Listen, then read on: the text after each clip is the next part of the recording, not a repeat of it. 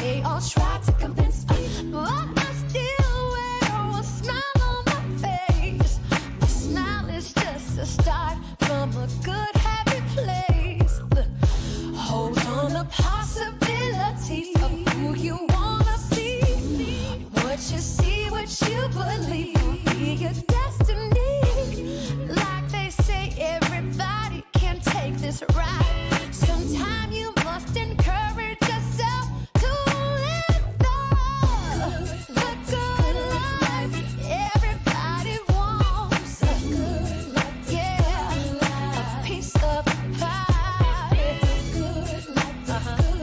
See, everybody wants the good life, the good life.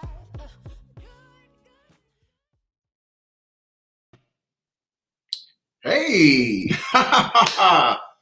hey everybody, welcome to the show. Welcome to Ambassador Digital Magazine.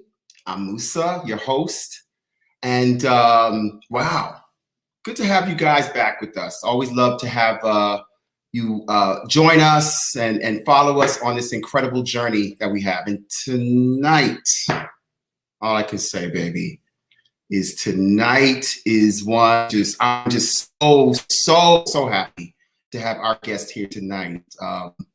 She's amazing. We're going to get into that. But a lot has happened. I start off sometimes with the just things that are happening in the world. And this week for me, or at least since I've seen you, personal things. I actually lost an elder whom I grew up with in the projects that I'm from. I'm from the East Side, born and raised in the East Side, but family on the West Side. Funny enough, grew up pretty much near our guest tonight. But the building that I grew up, this elderly couple was there, and they living there by themselves, and it caught fire, and one of them passed away. So I want to say to Mr. Bellinger, who saw me grow up, and a lot of the kids that I grew up with in my building, I'll never forget you. I, hold your wife. His wife is in the hospital. She's recovering, but she's alive. And but Mr. Bellinger, you were one of the fathers in the hood, and you always looked out for all the kids, like a lot of our fathers did. When they talk about the black man, I know mankind. I know the black man that was there. I know the fathers that were fathers. He was a husband to his wife for 70 years. Came from the South, the Great Migration. They came up here. And I just want to honor you, sir. And know that you'll always be in my... Oops. Never forget some of the things that you taught me. Technical. Wow, things are going on. But anyway, I wanted to say also we lost another icon. An icon. He was an icon of my neighborhood, but a national icon, Miss Cicely Tyson. I mean, that's the GOAT. That's the Queen Mother, for most of us in our culture. When you think about acting, you think about women, it's her. It is Cicely Tyson. And I just want to say, Ms. Tyson, you will always be remembered for the incredible roles that you gave to this culture. You are an American treasure, and we will never forget you. Okay? There she is. There's our queen. God bless you, Cicely Tyson. I did get to meet her, and I know our guest also interviewed her and knew her tonight. But I just wanted to say to her, when you look at that face, this is 96 years. We will not mourn her. We will celebrate her. She lived a wonderful life and left a legacy for all of us. Thank you, Queen. I'm excited, guys. I'm extremely excited because a film that I happen to be a part of, didn't realize I was going to be all up in it, but I am, and it's good.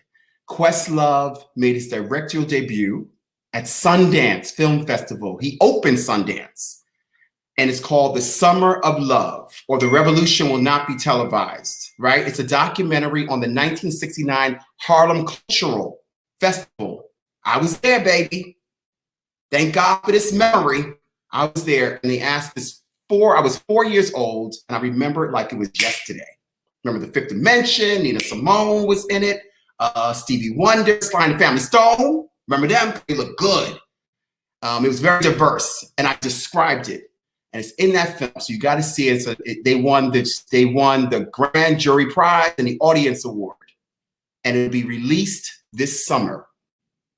They've already got it. I've been told, because I talked to the producers, and they're like, since I'm a big part of the movie, they said to me that it will be out this summer and it's being picked up by a major distributor. So I'm like, okay. They said, get ready.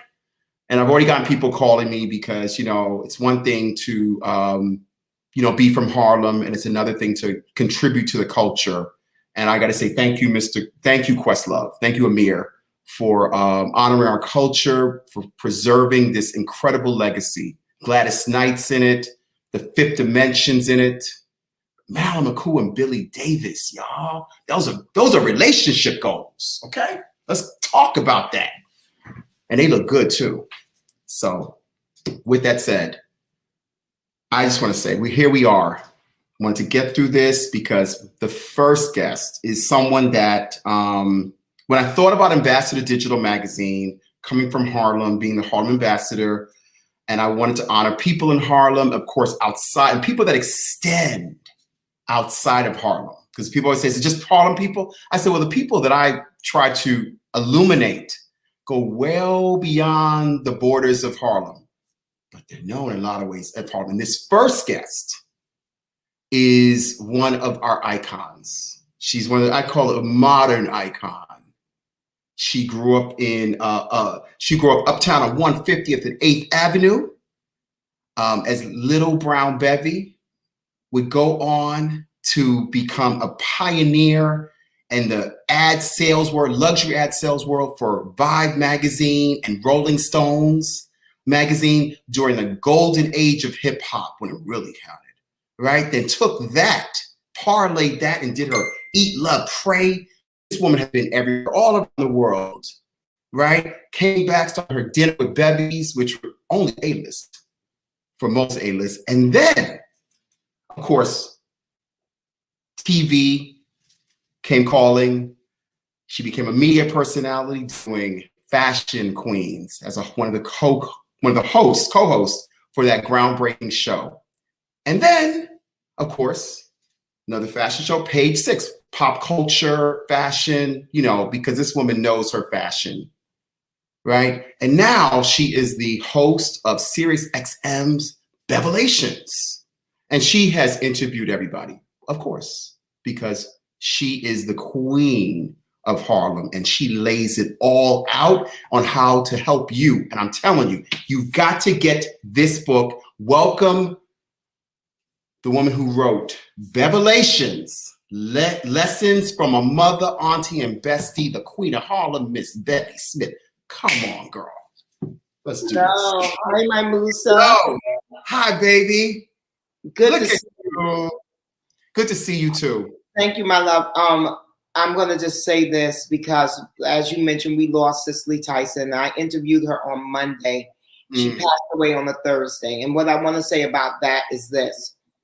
I refuse to have any kind of icon status put near my name until I've earned it. And it's okay to wait your turn. And I'm willing to wait my turn and I'm willing to do the work. And I think I've started on that trajectory and on that path, but it is not mine to say when I'm going to be anointed that status. But I know for damn sure, if we're talking about Miss Cicely Tyson, damn sure, icon and a legend, Little Brown Bevy got a ways to go. And I'm okay with that because I love a layaway process, Musa. So many people are so anxious to get to I love a layaway process. Lay me away, sweetie. Lay me away too. And you know what? She just gave us a bevelation. Yes, that is a bevelation. Bevelation. I'm reading your book, boo. This is a fantastic book. We got, I don't want to skip too far ahead, but listen, y'all. if everybody watching, y'all see this, y'all come, you got to get Bevelations because she dropped so much. She dropped so many jewels in here, and it's personal. She lived it.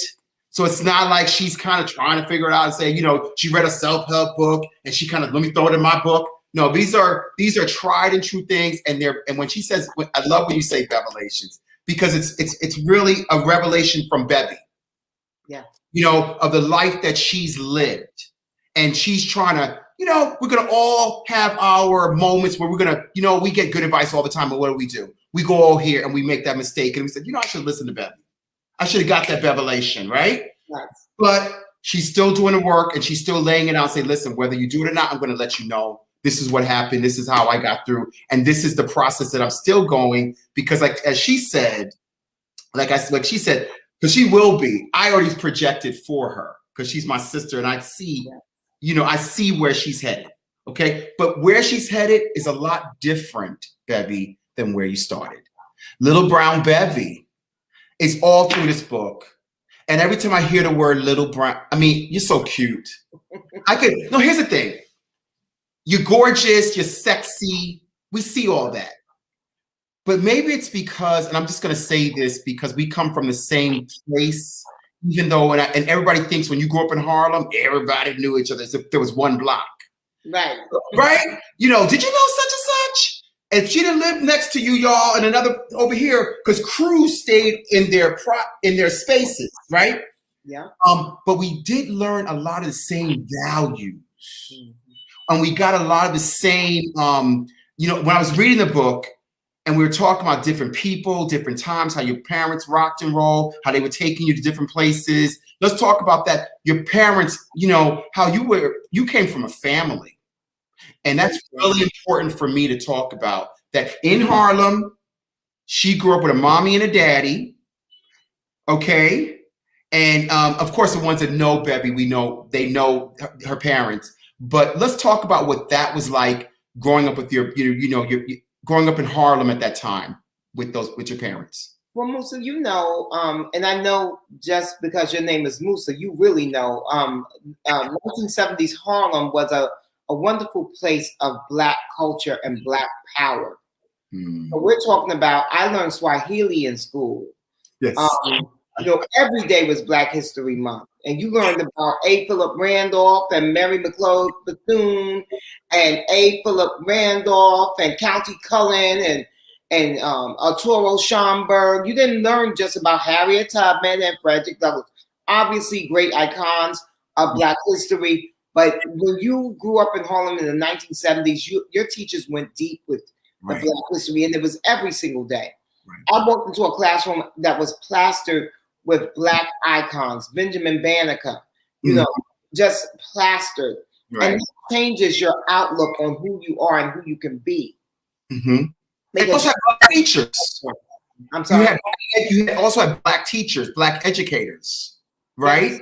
Which is extraordinarily important because they understand the culture and how to shape and mold us. I'm shout out to all teachers, but no, of course, but all teachers matter, but you know, Black teachers are very, very important.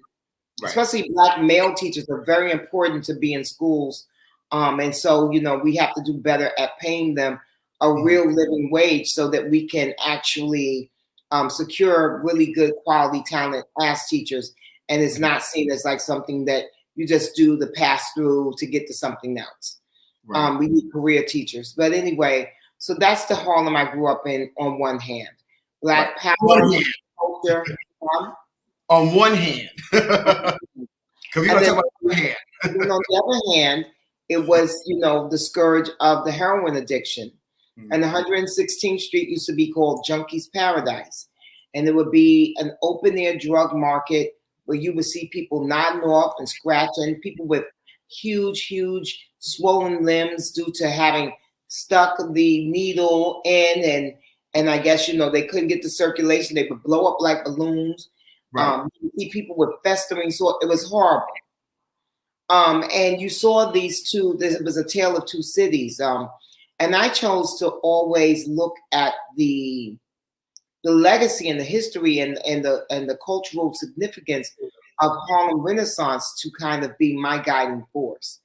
And then also too, I also admired the ladies who worked in the bars, you know, in Harlem back in the day. And I know some people, you know, didn't like that we used to have bars all over the place. I literally missed having bars. Me too. Right on my corner was the Dunbar Tavern, because I grew up across the street from the Dunbar Apartments, and I miss the Dunbar Tavern. It was fabulous. It was legendary, and the women that worked there were beautiful, and they dressed in such a spectacular fashion.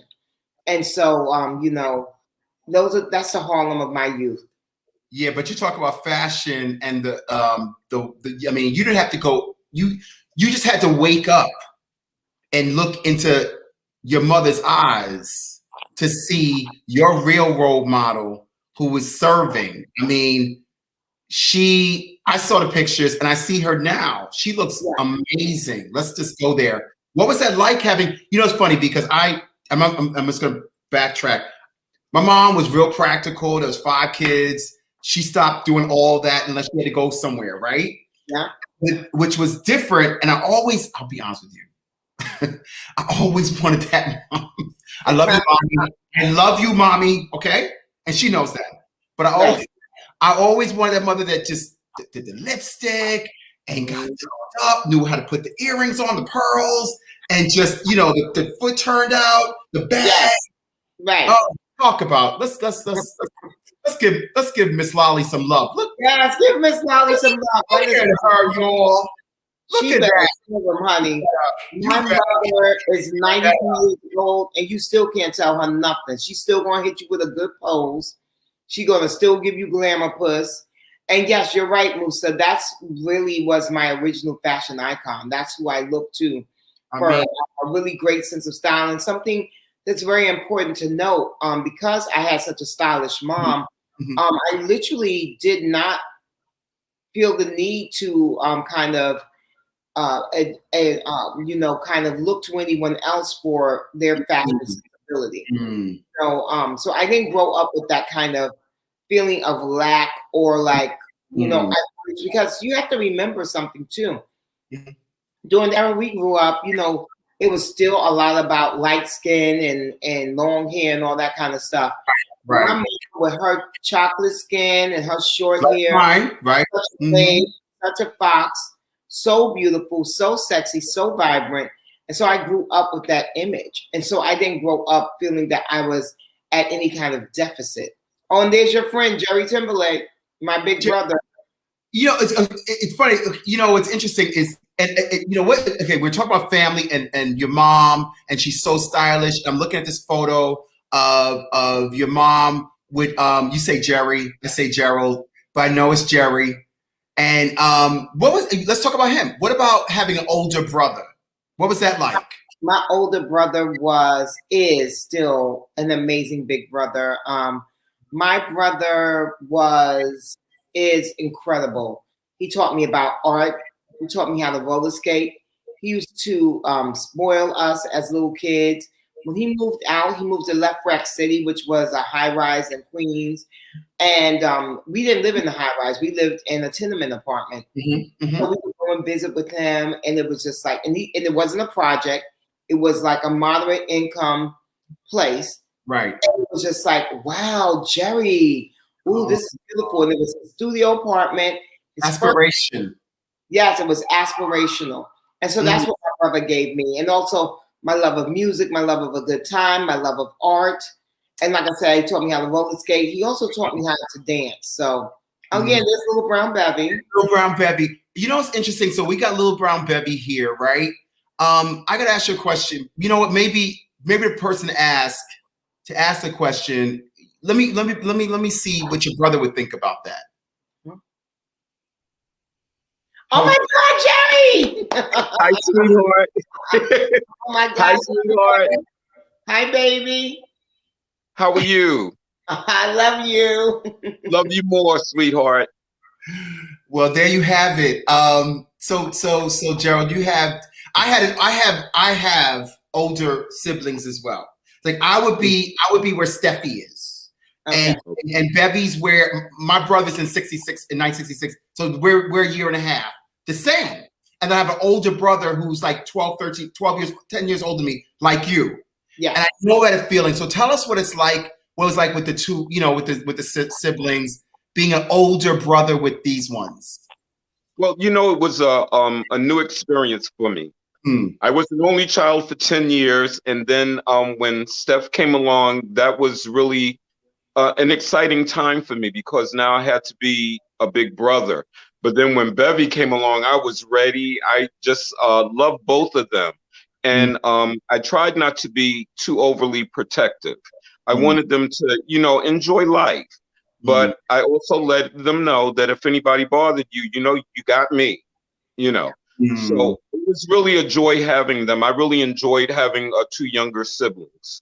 Oh, and I know, and I read the book, and I love, what I love how she illustrated in the book, how going to your place, as a child, the sleepovers, and just also what you gave her. The love. I mean, this woman we all know, well, I've been out with her. She can dance, she can twirl, she loves music. She obviously, knew the hip hop era. We're going to get into that. But it's the foundation of that, right, was with disco and the stylistic. It's you. Yes, that's all my brother. Okay. Yeah. So, that's fabulous. It was an honor. But you know what? It was an honor to share that with them because, our mother did that with me, So it's sort of like, the saying of paying it forward. Yes. Wow. Yeah. Yeah. Now, but I will tell you this, Musa. Okay. I'll tell you this part. His records were off limits. If he wasn't home, do not touch his records. And we would always touch his records because my sister and I, we love to read. Okay. So we would read the liner notes. We wouldn't necessarily play the records, but we would read the liner notes in the album and all that kind of stuff. And, sometimes he would notice that, that something was out of place and he would scold us. But he is a great big brother. Oh, well, I love you. I love you. I love you, Gerald. I love you, Jerry. Thank you for coming. He is a great, I'm just going to say before you leave. Great artist. He's an artist, and people may not know. So you can follow him. He's an artist. He does incredible work. Yes. Illustrations. Great illustrations. Art. Geometric art. Yeah. Yeah. And you sell it. You sell it. You sell it, right? Yes. Okay. Yeah. So, y'all want to find out, you can follow me or follow Bevy to find out how to purchase his work. Yes. Okay. I love you, Jerry. Love you. Thank you so much for coming through. Thank you. That was such a nice surprise, Musa. Thank you, baby. I mean, and I was like, it's so weird because I saw him the other day. I was like, oh my God, Jerry, I'm doing a show. You got to, maybe you can come on. And he's like, hey, okay. I was going to watch anyway. So that's what happened. But so Bevy, so you got your fashion thing. I read the book, high school, you going to your thing. Little Brown Bevy decides to take it up a notch. Now we're hitting the teen years. We're hitting the early 20s. Those years, right after high school, college. Now you're getting into your career, and now we start to see the transformation. Yeah. From Little Brown Bevy, right? Well, it was Little Brown Bevy, then it was MC Bevski. Oh, okay, we got to talk about MC Bevski. And did you start that at Norman Thomas? Norman Thomas in the bathroom smoking dirt weed and doing freestyle rapping. So my brother went to Murray Bertram. Well, that's where the bullies that I was getting away from went. They went to Murray Bertram. Ooh, okay. But I like Norman Thomas. I used to hang out at Norman Thomas because I like the Norman Thomas girls. Yes. Well, y'all was known. Yes, we were fly. And Norman Thomas was they had a marketing discipline. And that's the reason why I went. Well, they get away from the bullies, but also because they had a marketing discipline. I was not interested in that. Sorry, I mean, when you say things like that, because you know, it's so funny. You always had these two sides. One that's so the culture, straight up. I mean, Bevy to me is every single girl I grew up with in the hood and rolled into one. Seriously. But that same girl that went around the world and had this incredible career. So you're very relatable with that to me instantly. You know, you speak Harlem. You bleed Harlem. Okay, you love Harlem. Yeah. Yeah, you have all those things when I think about you, for real. You know, but this one right here. So Bevy, so you're MC Bevsky, right? Yes. And that was like, you know, the high school thing kind of moved, because you could have had a career in rap. Right. Well, you know what? I don't know if I could have had a career, but I know that I had a gift to gab, and I knew how to put together words. And you know, when I got a little older and I started dating musicians, one in particular, a very well-known rapper that I was dating, he definitely tried to he took me into the studio to record music. And then I was like too shy to do it because I was like, oh, what will my parents think? You know, so it was really one of those things where it's like, I know I was destined to do the things that I do. I know I was destined to use my voice, to use my words, and to kind of express myself in a creative way. I was destined to do that.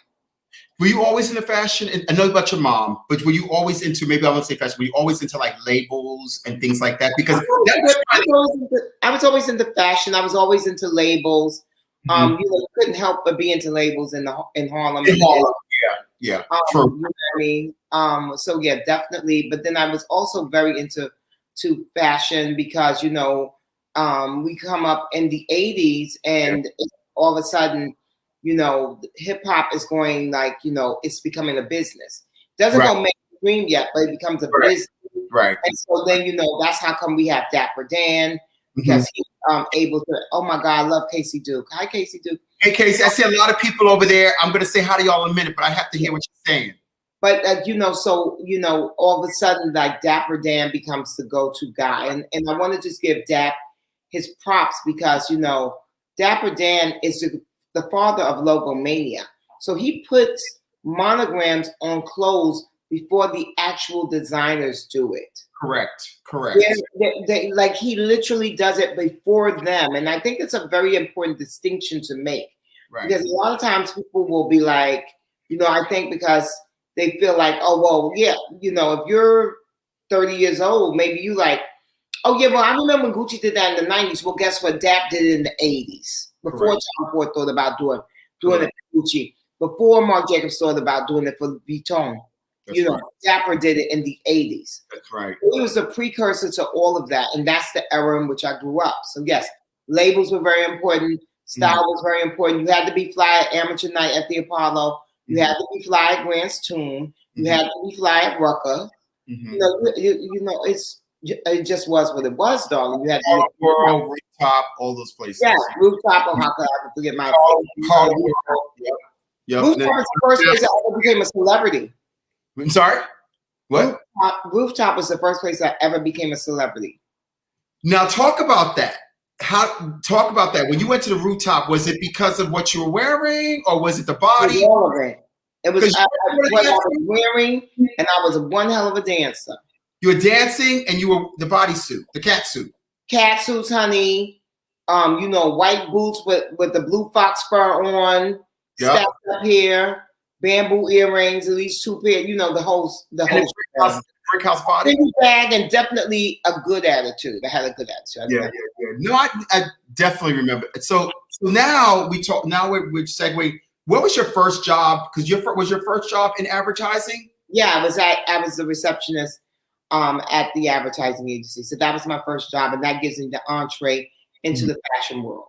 And then I find out that there's all these big jobs in fashion that you know, black folks growing up in the hood had no idea about. You know, I found out there was somebody who did the logo that was on the labels.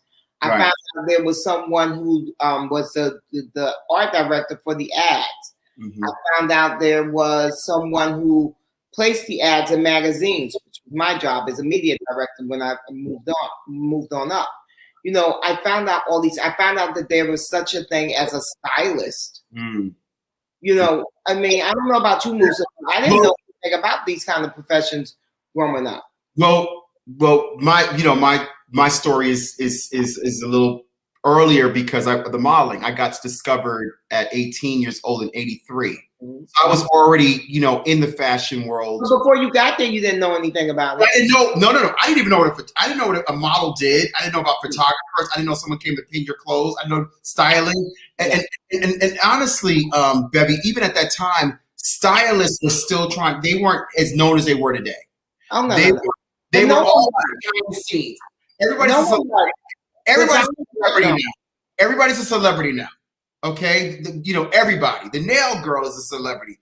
The stylist is a celebrity. Am I right? Everybody's a celebrity. Everybody's a brand. But back in those days, let's just go back. And I want to give props. I did to someone. We should mention his name is Jeff McKay. Yeah, Jeff McKay and Kenny Valenti, my fashion and advertising fathers. Yes. Let's just give them props because without them, I think we all need that mentor. That person that will open the door, even if they see something in us, it's that person. And I just wanted to, I have mine. And when I read the book, thank you guys. Thank you, Reese. I said, wow, I'm gonna honor him too. Because of that, it led you places. Yes. And you know what, Bevy, you had that hunger. I'm reading the book, you had that hunger. You always knew you were going somewhere. You did. It's like I'm reading it as I'm reading the book. Honestly, Musa, you didn't know where you were going. I didn't really know. I knew I wasn't going to be poor. Okay. I knew I was going to always do well. Mm-hmm. But well was very relative. Okay. But my dream was, I would have been very happy. I describe it in the book. Yeah. I could have done become an office manager and made $150,000 a year, and met a gentleman who worked a city job who made $175,000 a year because he's been on the job long enough and he's getting union and he's in mid-level management. And we could have had 2 kids that went to parochial school, and we could have had a co-op in Harlem and a timeshare in Florida. And I could have a Bergdorf Goodman card that I was able to use 4 to 6 times a year. And when I turned 40, he took me to Paris. That was the life that I had imagined for myself. And I got to tell you, that's a very good life still to this day. However, that life does not hold me at all. That life would have been a disservice to who God put me on this earth to be. Absolutely.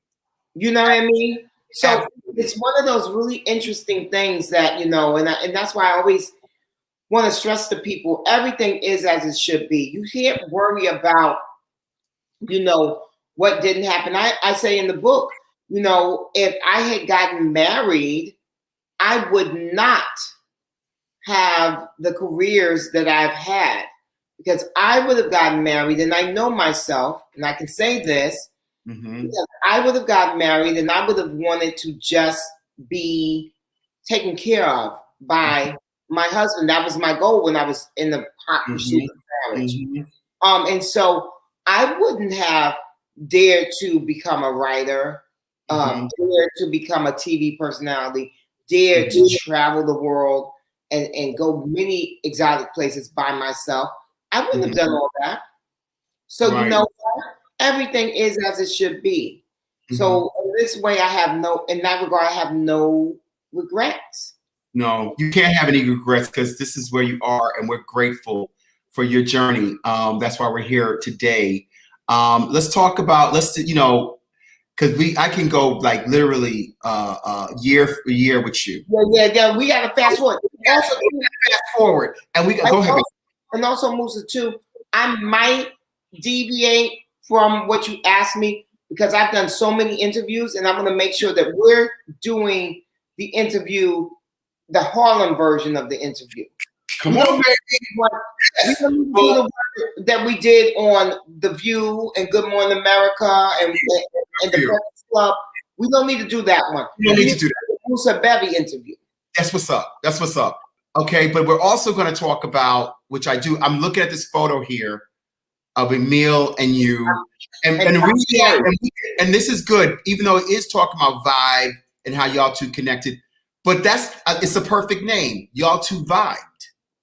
And that's what I want to know also, just the connection, because growing up in the hood, right? We all need that. Like when you find those type of people that you can create with, that also can step your game up, right? And then you can create. That's what I love about even what I read in the book is about what you two had. And you can see it in this picture. Y'all look cute as fuck. Yes. That's my I was a Mills fan before I ever met him. I was a fan of what he was able to do at Vibe magazine when he was the fashion director. And I told my friend Stan Williams that I wanted to meet Emil, and he knew Emil. And so he introduced us at a Club Monaco store opening event of all things. And I told him what a fan I was of his, and we became friendly. And that's how I got the vibe, though, because him and Mimi Valdez was my sister. It was a blessing in my life. Her and Emil referred me for the fashion advertising director job at Vibe. Love it, love it, love it. And that's what, one thing I love, I was talking about this before the show started, and that was I was talking about your squad. Bevy has, you always see Bev, and Bev, the thing about Bev is it's when I see your squad and knowing about who you are, right? I also think about someone who you might have looked up to, and your big sis. Yes. I can't, it's like, because when I think about your family, I think about Steffi, and I'm so grateful to you. By meeting you, I met Gerald and I met Steffi. And she's a bomb. I love older sisters like that. Yeah. They are a gift from God. I mean, black women are a gift from God naturally, but you already know you're already a black woman, but to have that older sister like that, man, let's talk about that relationship. Look at that's my sister. She's the best thing. My sister is the reason why I know so much about Black history and Black culture. She was like my first kind of Black history teacher. And she was only a year older than me, and she was also my protector. Right. When people bullied me when I was a little kid. And she still is my protector. If you're on a Instagram live with me, and if you say something crazy and my sister's on there, she's gonna go get you. She's gonna come after you in the comments. So I'm very blessed to have her in my life, and I'm also blessed because she made me an auntie, which is one of the biggest and most amazing honors in my life. I'm the aunt to 4 beautiful nephews, a beautiful niece, and a great nephew, grandnephew, whatever you call those little people. But that's all due to my sister, and I have an amazing another brother besides Gerald, my brother-in-law Damian Long. He is an amazing father and a husband to their family, and so it's such a blessing. One of the reasons why I don't feel a lack of family, because I feel so enriched by them. And like Sunday Super Bowl, and they're like, yeah, come up with mom. They have a home that's like the family gathering space. And I feel very blessed to have that. And she, like I said, Steph is amazing. And I know Steph would probably, Steffi would probably, she might want to say something. Come on, Steffi. Come on, y'all. Come on, let's show our books. This is so crazy. I love you, Musa. Thank you for making this family event happen. So it's so crazy. On my radio show, I have my sister and my brother on, but I've never done any kind of interview with them. So thank you, Musa, for this. This really makes it so much more special. As I told you before we got live, I was like, I'm exhausted. I've been doing this all day, talking into a little box. Right. But when I see my family, oh my gosh, it just makes my entire night. So thank you. Hi, Steffi. She's having a little technical. Oh, okay. Hey, Steph, can you hear us? Yes, Steffi? I hear you, Musa. You're delayed. Okay. We love you. What's she like, Steffi? What was she like? Yes. What is she like? What kind of sister is For anyone listening, this is Harlem, y'all. What kind of sister is Bevy? Okay, so let's go all the way back from the beginning that I can remember. She was a typical little sister, right? So she was, you know, a little annoying.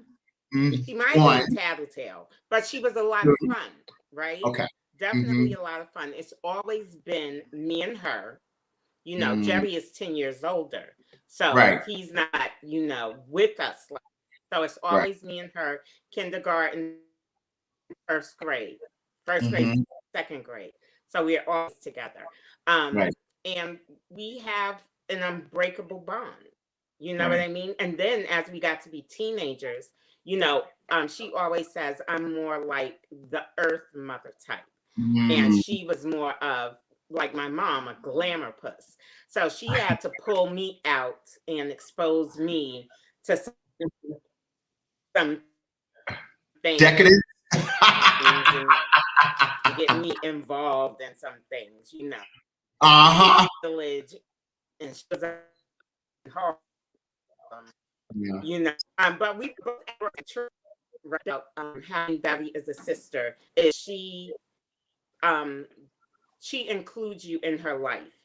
Every rung, every step of the way, she's brought me along, right? So when she was just a receptionist, if she went on vacation, she told them, oh, you should have Stephanie come in and fill in for me. When she went to the where Jeff McKay, she had Jeff McKay have me come in and organize his files, right? And I didn't get to go to Vibe. I'm a little upset about that. And I definitely didn't go by that time. You had so many children, Stephanie. She was protective of those children and you. Right? Yeah. Right. Yeah. And she saw what was going on and that hip hop stuff. Okay. Go ahead. Yeah. But that's the kind of sister she is. She's very giving. She shares. And, you know, this is so crazy. I just watched the live action film Mulan. And Mulan was a Chinese female warrior. And one of the reasons why she went to war is for family, right? To help honor her family. And today it occurred to me that Bevy is like my little brown Mulan. Because there is nothing that she's going to do that she is not including her family.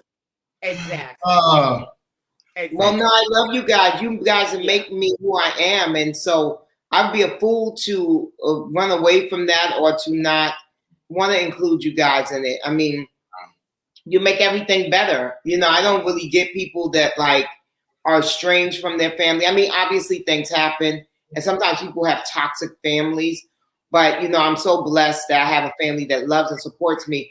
And literally, Musa never wants anything from me. Like I am just a generous person, but I don't have the family that I got to worry about. Are they, once I get a new job, are they going to be like, so you making money, so we need to have that. Right. It's more like my sister's always like, no, save your money because you're a single woman and you have to have like money squirreled away for a rainy day. You know, it's more of that kind of conversation. It's never like they trying to dig up in my pockets, and I feel very blessed for that. You are blessed. Bevy, you are blessed. You know, it's so interesting, and Bevy hit it earlier. It's like you want to go on one track and talk about things, but like I told her before, because I'm from Harlem, I could be on this all day. And I think people really need to understand where you come from. This is what makes Bevy Smith. Okay?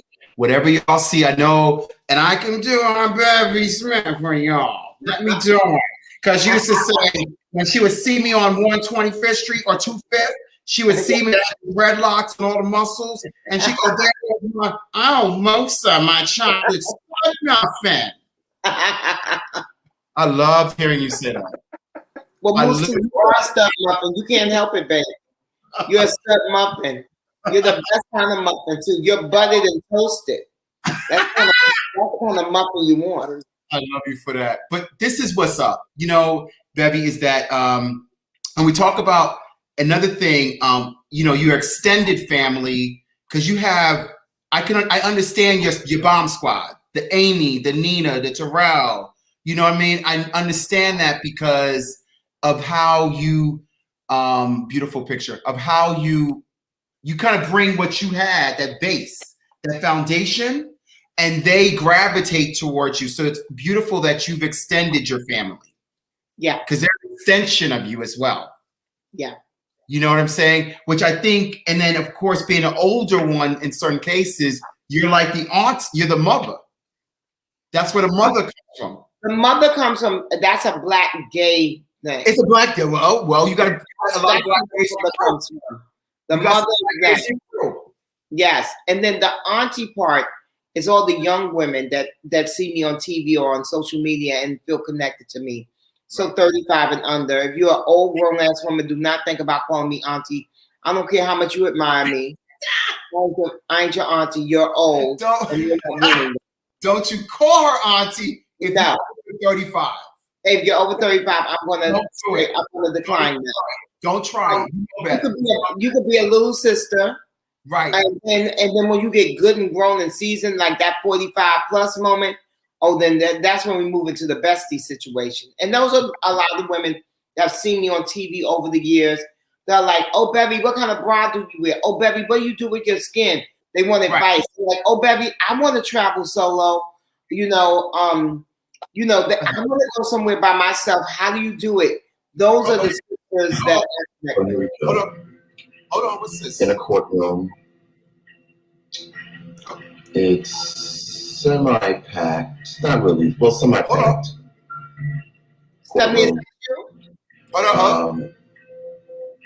We see the defendant. What you got going on over there? It's an audio. She has handcuffs. She has it. Musa, what kind of porn shit you got us going into? The judge comes in. It's not. Wait, hold on. But the judge is there. It's not. Wait. And everyone rises. Hold on. Wait. No. Basically, it's a misdemeanor, but now it's a misdemeanor, so it's criminal activity. Musa, please. No. Hold on.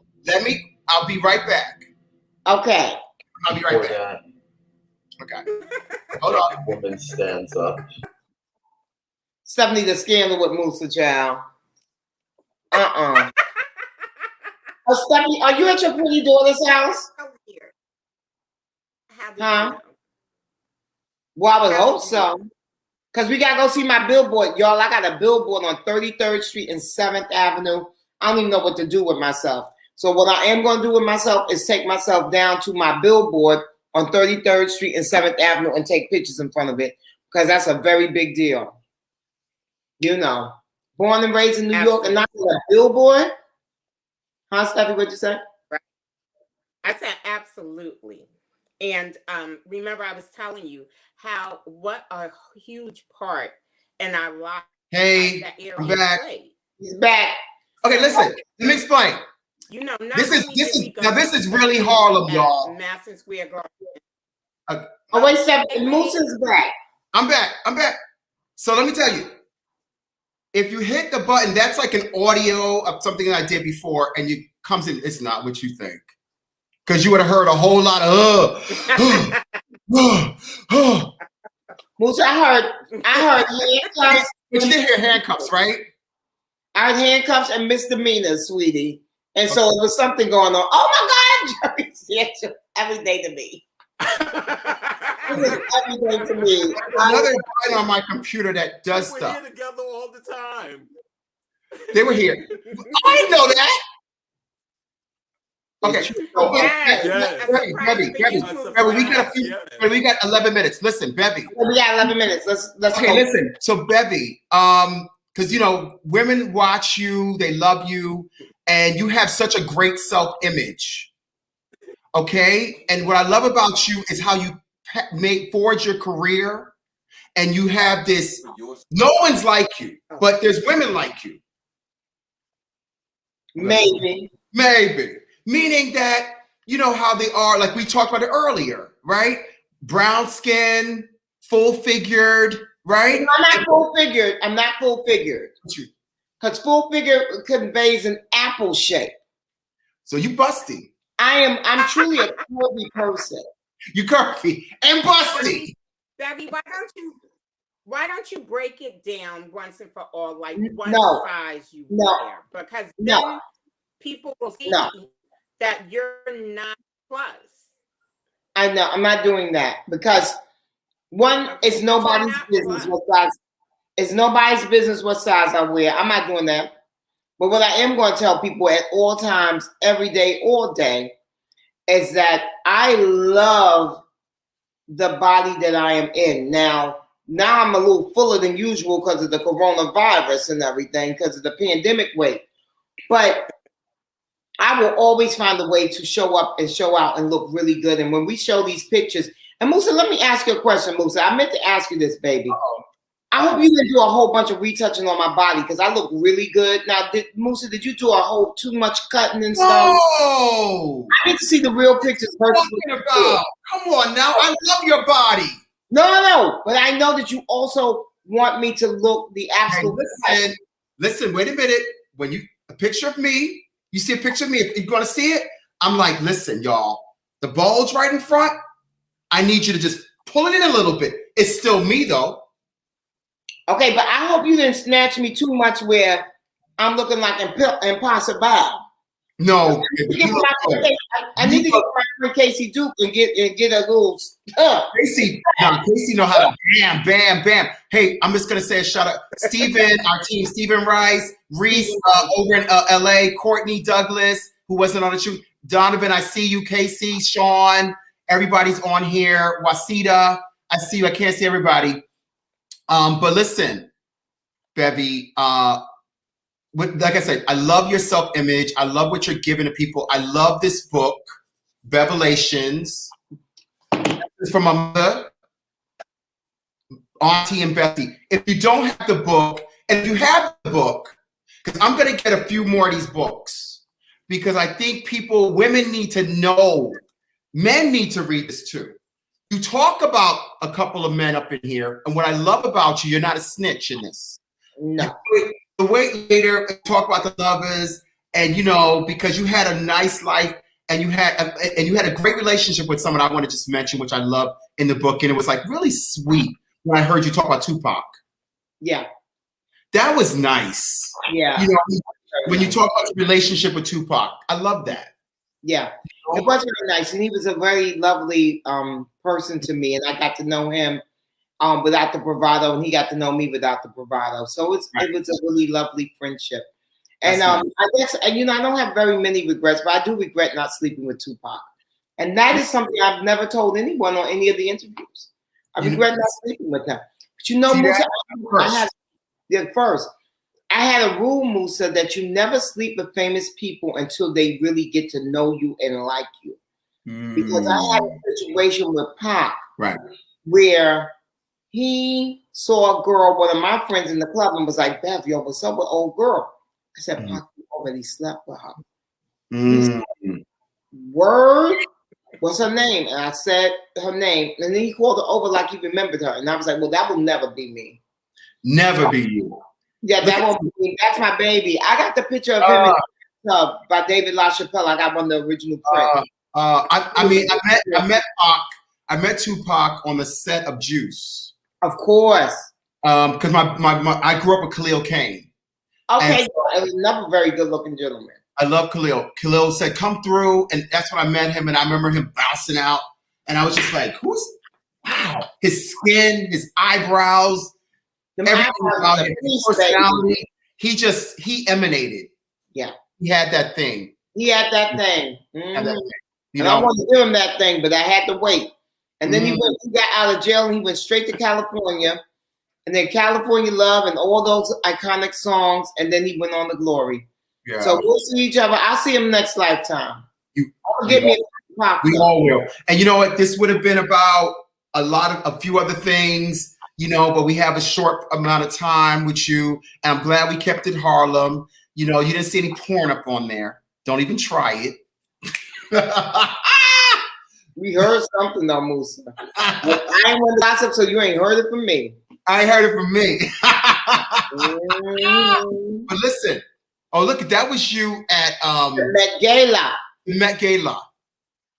The Gala. Serving in at Kimberly Goldson, who's now being sold at Saks Fifth Avenue. I'm so proud of her. A Dapper Dan cape. Yes. I wore everything that I had on and everything that I smelled like everything was black. Black designers. You can always support us.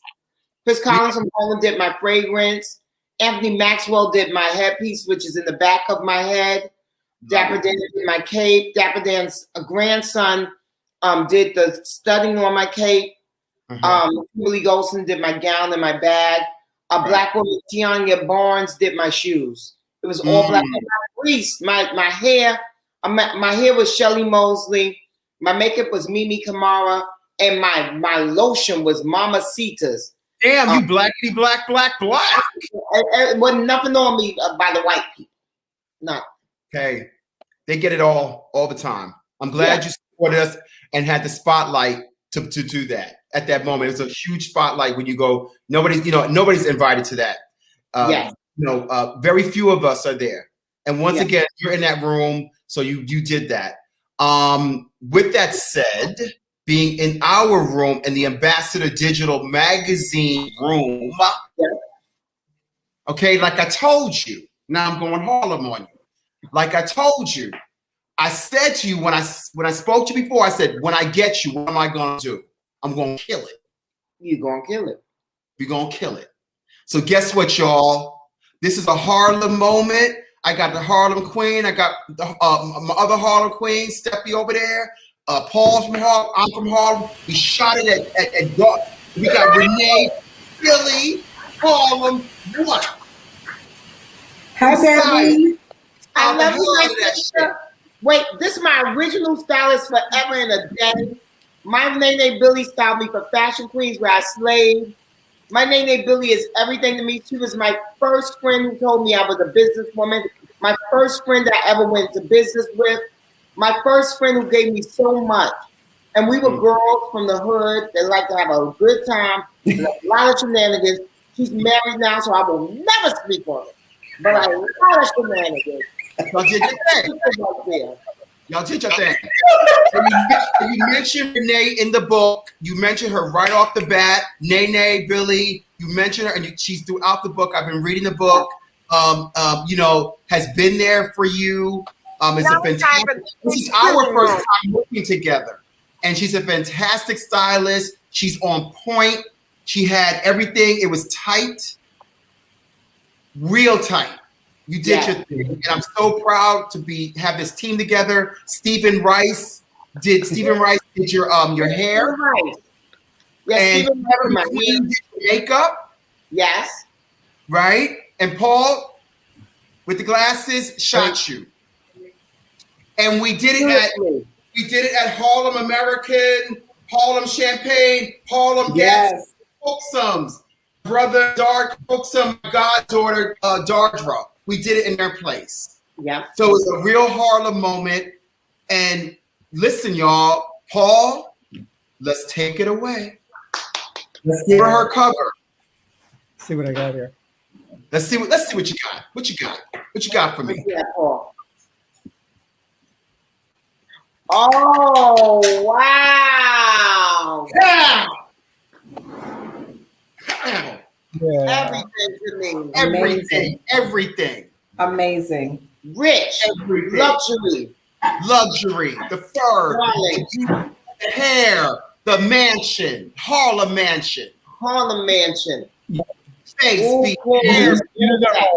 Nails. Let me just say this really quick. Paul was an amazing collaborator to work with. He got me. He got the way I like to shoot. I like a fast moment. I don't like to mull it over. He was there. He was prepared. And he got me. And you see it because look how beautiful I look. That has a lot to do with the team. Yes. So thank you to Steven. Thank you to Mr. McQueen. Thank you to Paul. Thank you to Nene Billy. Of course, thank you to Musa. Thank you to Dard and Dardra. Like, I mean, it was perfect. By the way, Dard and Dardra were the most amazing hosts. They had Dard had all the champagne flowing like. Really did. And the Harlem champagne coming, but he had the Harlem champagne. Terrell is here. Terrell.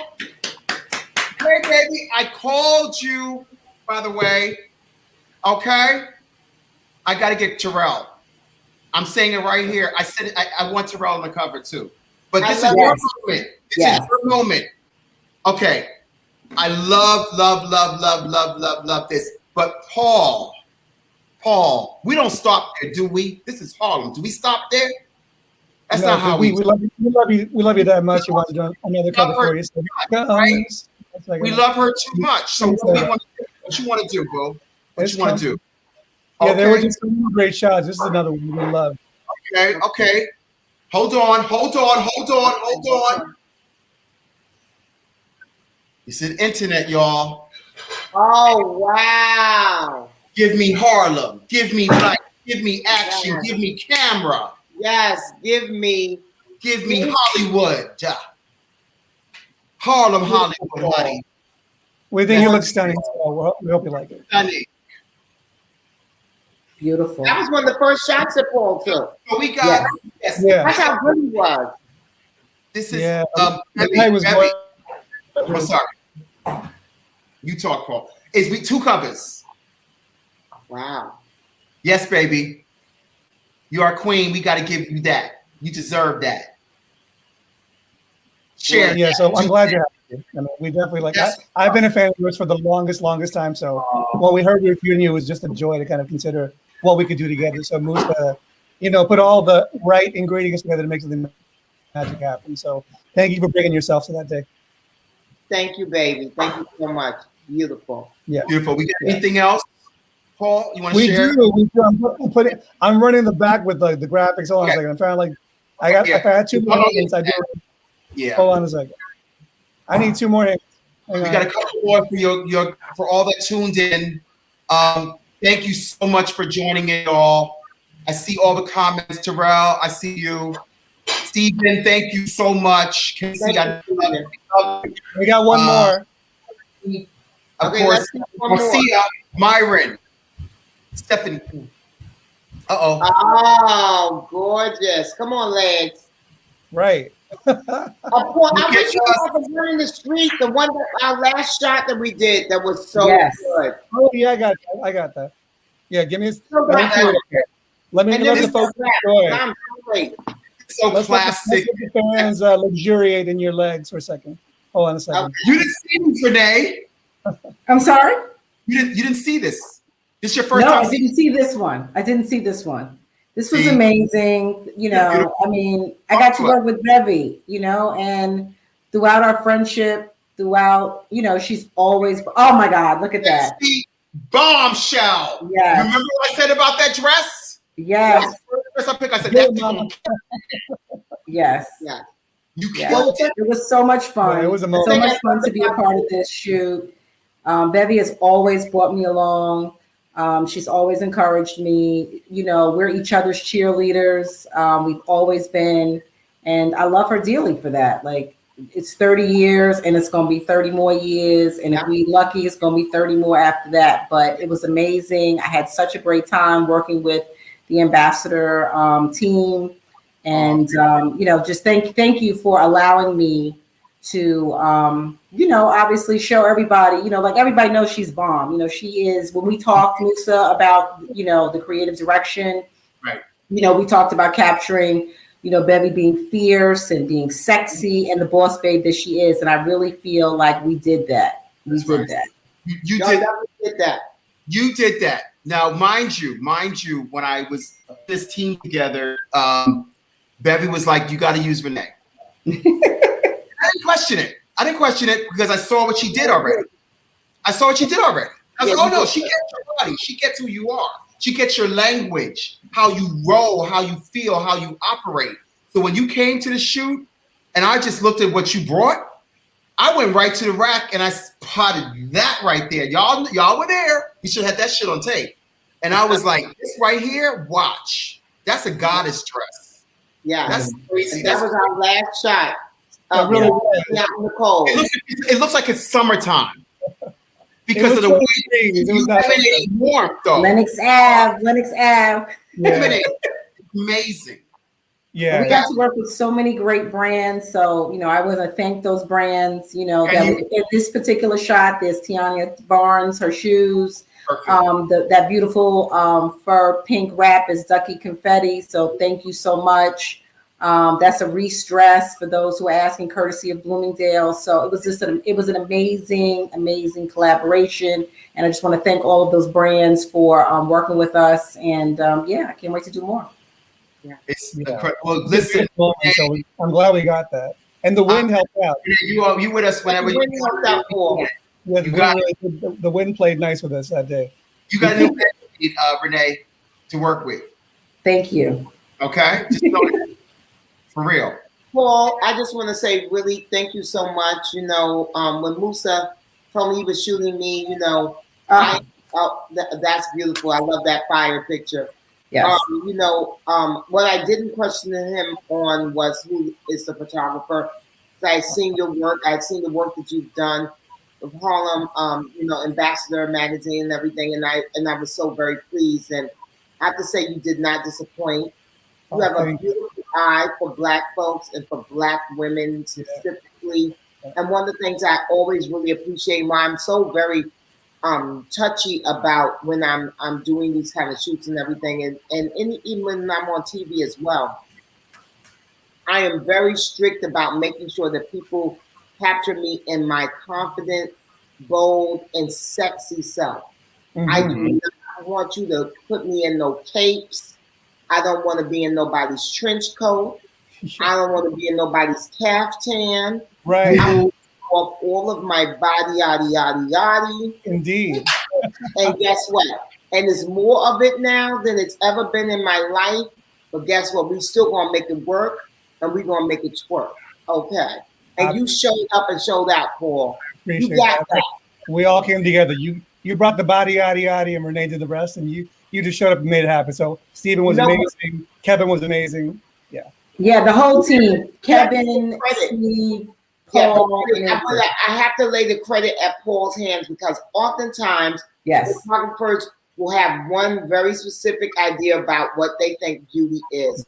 And Paul saw me, and he saw my beauty, and he saw me as the queen that I am. And I love you and appreciate you for it, Paul. So thank you so much. I appreciate that. And it's true. So you got the crown. We see it. We know. So that's why we're all here. We love you. So thank you so much for making an amazing cover with us, because it was a team effort. So I appreciate that very much. Thank you. Thanks. Thank you, Musa, for making it possible. Musa, if you will allow me to just thank the brands, please, while some of Helen Yarmick is the furrier that was courtesy of Garmento Lab and Hot Sauce and Honey. So thank you. That wonderful necklace that's on the cover is Gucci. So thank you, Gucci. And then I told you about Ducky. That dress there is a Rachel Roy dress. So I just wanted to make sure that I thank those brands, because anyone that's tuned in right now that as a stylist, that those brands, those people there, and those showrooms are your partners. So that's a Bash dress, courtesy of Bloomingdale's. So thank you. The Gucci shoes, so we definitely represent home. Thank God for that body too. Yes. God for that body. Right? Yes. Bevy knows how to. Let me tell you something. So Bevy, she's a pleasure to work with. She is. So Bevy, do you like? What was that? Okay. What's not to love? What's not to love? So you know from what you said to me earlier. Okay. I know. I don't listen. This is what's up. I love it. I love it, and I love you. I've got to go because I got my little lolly waiting for me. Okay, I love you. Okay. Thank you, Ambassador Magazine. Thank you to Paul. Thank you, Nene Billy. Thank you, Stephen. Thank you, Mr. McQueen. And thank you most importantly to my Musa for wanting me to be a part of this wonderful, wonderful digital magazine that you have. Thank you so much, baby. I love you. And I just want to close out with Bevy said. Thank everybody for joining in. The magazine will drop, Paul, when? In Spanish, we say mañana. Mañana, tomorrow morning. Done. All right, y'all. Thank you so much. Thank you, Bevy Smith. We love you. Continued success. Everybody, once again, it's Bevelations, Lessons from a Mother, Auntie, and Bestie. This is a bestseller, y'all. This is an incredible book. Thank you. Buy 2. Buy 3. Yes, buy 2. I'm going to get my copy signed out soon. You're going to get it signed. Okay. Bye, guys. All right. I appreciate you. Mwah. I appreciate Bye. you.